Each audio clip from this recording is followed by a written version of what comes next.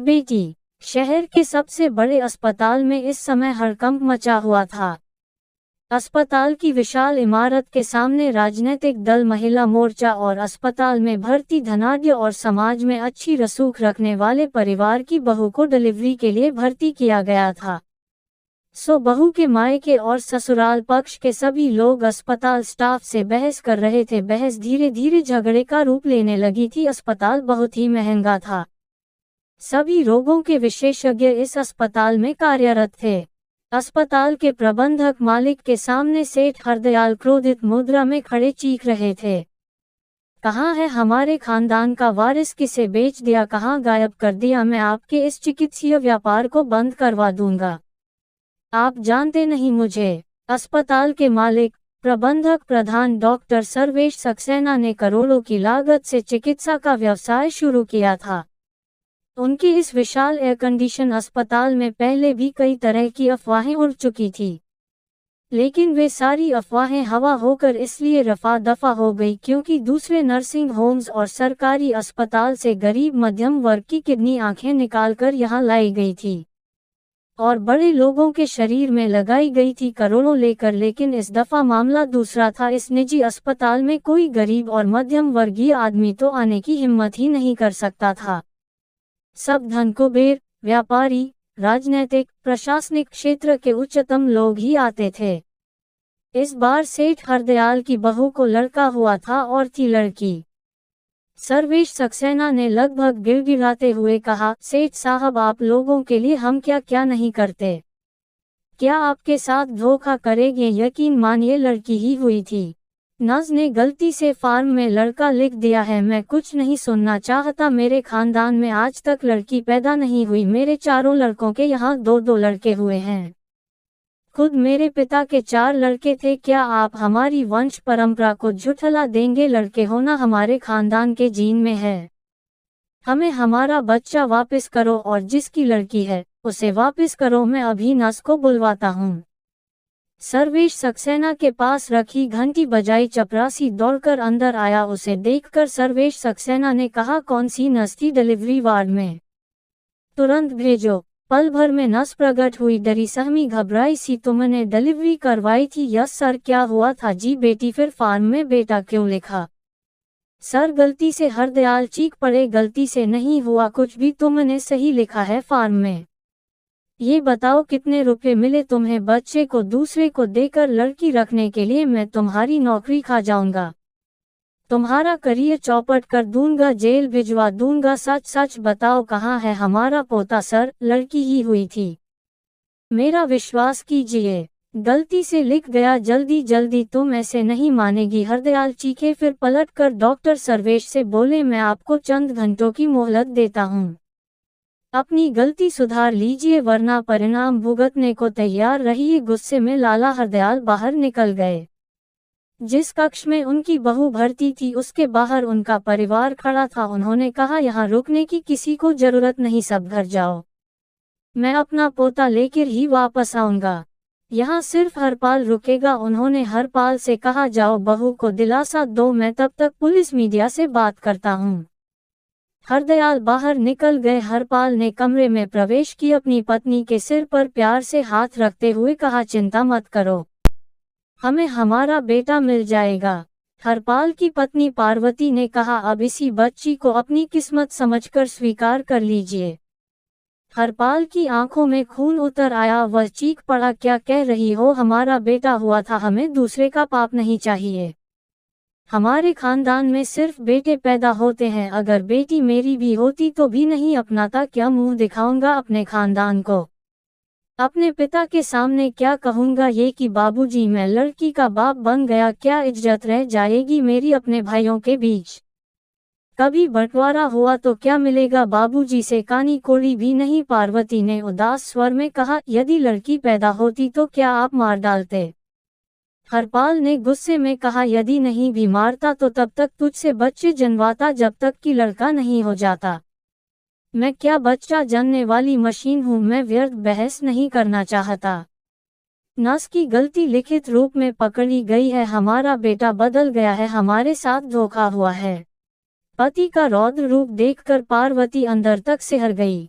उसने चुप रहना ही उचित समझा। हरपाल के बाहर निकलते ही वह नन्ही मुन्नी बिटिया से दुलार करने लगी।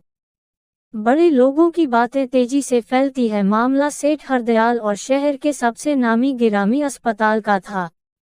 सो मीडिया ने भी जोर शोर से प्रचार करना शुरू कर दिया। अस्पताल में बदला गया बच्चा। सेठ हरदयाल मीडिया वालों से, राजनीतिक दलों, स्वयंसेवी संगठनों, महिला मोर्चा वालों से मुखातिब थे। वे उदास होकर भरे गले से अपने पोते की चोरी का इल्जाम अस्पताल प्रबंधक पर लगा रहे थे। दल, संगठन, मोर्चा के लोग अस्पताल प्रबंधक मुर्दाबाद के नारे लगा रहे थे। राजनीतिक दल बड़ी कार्यवाही की मांग कर रहे थे। मीडिया वाले अंदर पहुंच गए। उन्होंने डिलीवरी करवाने वाली महिला डॉक्टर और नर्स पर प्रश्नों की बौछार कर दी। बच्चा कब हुआ था, कब बदला गया, कितने रुपए में बेचा आपने अपना जमीर, डॉक्टर भगवान होता है, कितने रुपयों के लिए आप लोग हैवान बने, बच्चा कहाँ गया। सच आखिर सच होता है। इतनी बड़ी हेर फेर के बाद भी नर्स की अंतरात्मा ने फॉर्म पर लिख दिया सच। ये बच्ची किसी चुरा कर रख दी। आप लोगों ने दो परिवारों की खुशियां छीनने वाले आप लोगों को जितनी सजा दी जाए कम है। आखिर कब रुकेंगे ये अपराध। डॉक्टर और नर्स जैसे ही जवाब देने के लिए मुंह खोलते तुरंत प्रश्नों की बौछार लगा देते मीडिया वाले। उन्हें अपनी बात रखने का मौका ही नहीं मिला। इस पर भी मीडिया ने टिप्पणी की, बच्चा बदलने वालों की बोलती बंद। अस्पताल प्रबंधक ने डॉक्टर और नर्स को बुलाकर कहा, आप लोगों की वजह से ये सब तमाशा हो रहा है। लोग फूंक रहे हैं हम पर, हमारे अस्पताल पर। डॉक्टर लीना ने कहा, सर आप विश्वास कीजिए, बेटी ही हुई है, कौन मानेगा आपकी बात। सर्वेश सक्सेना ने गुस्से में कहा, सर नर्स से लिखने में गलती हो गई, इसका इतना बड़ा तमाशा बना रहे हैं ये लोग। डॉक्टर लीना ने कहा, मुझे तो लगता है कि इन्हें बेटी ही नहीं चाहिए। देखिए डॉक्टर साहिबा, नर्स ने फॉर्म में लड़का पैदा होना लिखा है, लिखित बात ही सबूत होती है। फिर लाला हरदयाल इस बात को मानने को तैयार नहीं है। आप दोनों की नौकरी तो गई समझिए। सर आप बच्ची की मां से पूछ लीजिए, नॉर्मल डिलीवरी हुई है, कोई सीजर नहीं हुआ है कि मां बेहोश रहे। उसे भी मालूम है कि बेटी हुई है उसके गर्भ से, उसकी बात कौन मानेगा। क्या उसने अपने पति से कहा नहीं होगा, अपने माता पिता से नहीं कहा होगा, अब बात बेटे की है। मुझे लोगों को दिखाने के लिए, अस्पताल की इज्जत बचाने के लिए आप लोगों को नौकरी से निकालना होगा। आपको जो कहना हो पुलिस से कहिए, बड़े लोगों के मामले में गलती नहीं चलती। आप लोग जा सकते हैं। मीडिया वालों से बातचीत करते हुए डॉक्टर सर्वेश ने कहा, अस्पताल का प्रमुख होने के नाते मैंने तुरंत कार्यवाही करते हुए डॉक्टर लीना और नर्स को नौकरी से निकाल दिया है। हम अपने स्तर पर कार्यवाही कर रहे हैं। मैं उम्मीद करता हूं कि जल्द ही लाला हरदयाल को उनका पोता मिल जाएगा। खबरें तेजी से प्रसारित हो रही थी। अस्पताल के बाहर लगी भीड़ मुर्दाबाद के नारे लगा रही थी। लाला हरदयाल ने फोन लगाकर डॉक्टर सर्वेश से कहा, हमें हमारे खानदान का चिराग जल्द नहीं मिला तो कल मामला पुलिस के पास पहुंच जाएगा। डिलीवरी कक्ष में अचानक मीडिया वाले पहुंच गए। कैमरे के फ्लैश चमकने लगे पार्वती पर। अस्पताल कर्मचारियों के लाख समझाने मना करने पर भी मीडिया वाले नहीं माने। उन्होंने अस्पताल कर्मचारियों से कहा, यदि आप भी पाप के इस खेल में शामिल नहीं है तो हट जाइए सामने से, सत्य को सामने आने दीजिए, अन्यथा इस खबर में आपको भी खलनायक बनाकर पेश किया जाएगा। कर्मचारी मुंह को हाथों से छिपाकर एक तरफ हो गए। पार्वती जी आप घबराइए नहीं, न्यूज रिपोर्टर ने कहा, हम आपके साथ हैं, हम आपको इंसाफ दिलाकर रहेंगे। आप ही इकलौती चश्मदीद गवाह भी है और पीड़िता के रूप में पार्वती के बयान मसाला लगा लगा कर पेश किए। डॉक्टर सर्वेश परेशान थे, उन्हें अपना कारोबार डूबता दिखाई दे रहा था। कुछ देर वे आंखें बंद किए व्हीलचेयर पर पड़े रहे। फिर उन्होंने सरकारी अस्पताल में पदस्थ अपने डॉक्टर मित्र को फोन लगाकर पूछा, किसी महिला की डिलीवरी हुई है 2-4 घंटे पहले। लड़का किसी को दूसरी तरफ से आवाज आई, हाँ हुआ तो है, एक औरत का सीजर हुआ है, अभी भी बेहोश है।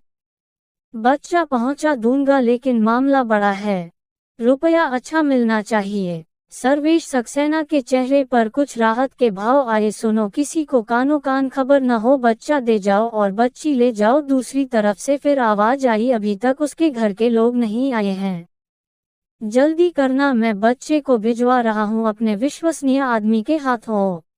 के थैंक्स डॉक्टर। पार्वती नन्ही बिटिया को दूध पिला रही थी, तभी डॉक्टर सर्वेश, लाला हरदयाल का पूरा परिवार और पीछे पीछे मीडिया पार्वती को बधाई देते हुए बोला, मुबारक हो, आपका बेटा मिल गया। नज ने बदल दिया था, हमने सख्ती बरती तो उसने मुंह खोल दिया, ये रहा आपका बेटा। डॉक्टर सर्वेश ने बेटे को पार्वती के पास रख दिया। लाला हरदयाल और उनका परिवार खुशी से झूम उठा, मिल गया मां का लाल। मीडिया ने ब्रेकिंग न्यूज शुरू कर दी। जैसे ही पार्वती के हाथों से उसकी नवजात बिटिया को लिया गया, वह बिफर पड़ी मां थी, वह बेटी की। पार्वती क्रोध में चंडी बन चीख पड़ी, खबरदार, जो मेरी बेटी को हाथ लगाया, मैंने बेटी पैदा की है, कोई गुनाह नहीं किया। जिन्हें बेटा चाहिए वे तलाक लेकर अपने बेटे की दूसरी शादी कर दे, ये मेरा खून है, ये मेरी बेटी है। किस माँ की कोख उजाड़ कर उसका बेटा ले आए, वापस करके आइए। सेठ हरदयाल ने अपने को आसमान से गिरता महसूस किया। पार्वती का रौद्र रूप देखकर हरपाल की भी हिम्मत न हुई कुछ कहने की। अपनी बेटी को सीने से लगाए पार्वती रणचंडी की मुद्रा में थी। अस्पताल में सन्नाटा छा गया कुछ पल के लिए।